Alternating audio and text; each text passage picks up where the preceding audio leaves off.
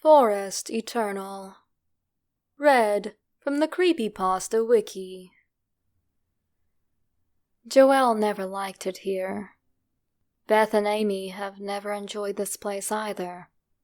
I don't really understand them. I think it's beautiful here.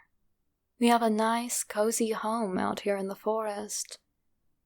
It's lovely, secluded, quiet, and lost in time. Lost in time. That's what I love the most. From the moment we moved in, it seemed like time had frozen. For the longest time, my sisters and I wouldn't believe it, but now we are convinced. You see, we didn't always live here. We came from a land very far away. From birth, we had an ability, a magic ability. We all were raised on different elemental specialties. Joelle is very hot-headed, aggressive, perfect for fire. From a young age, her conjuring skills were incredible, and she was almost unbeatable in combat. Almost. Yet Beth saw to it that she knew her place.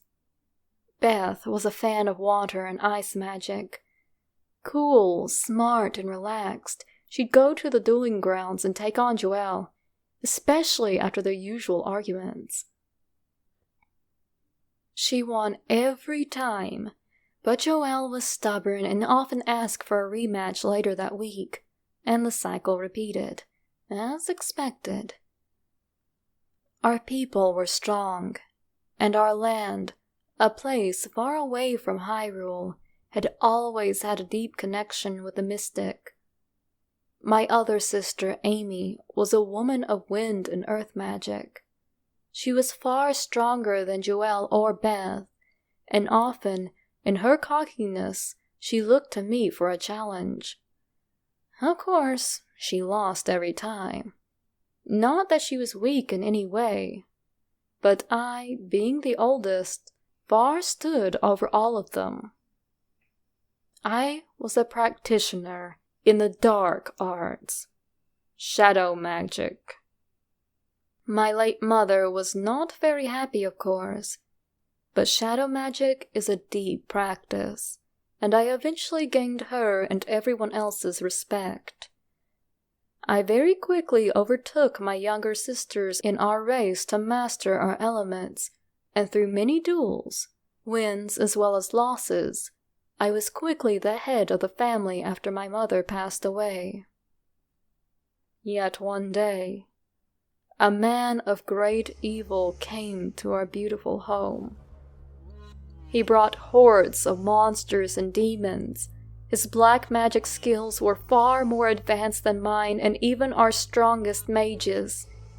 His coming was the beginning of a war that raged for what felt like forever.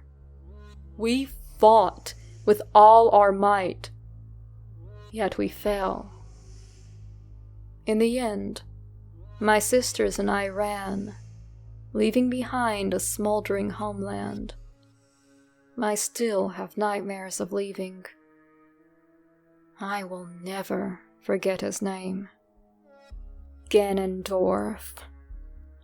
All the innocents who died, all the noble magi who lost their lives. It was, and still is, the darkest day of our lives. We were still so young, and we didn't know where we were going, but we knew we had to find a new and safer home. We caught wind of a forest with deep magical roots in a land far away. So we went. We passed many sights, but in the end the only thing that mattered to us was finding our new home. And find it we did, deep inside a hidden meadow. It was beautiful, old, and seemed safe from all harm. I swore to them I would never let any more harm come to them. We were okay here. Nothing else could hurt us. It didn't take long for us to realize something was off. After a few years had passed, I realized I hadn't aged at all. Neither had any of my sisters. Our hair hadn't grown either, or our heights. What was going on? My sisters looked and searched for some magical glyph in the mansion, something freezing time, but eventually, I figured out the truth. We were dead. We had died during the war.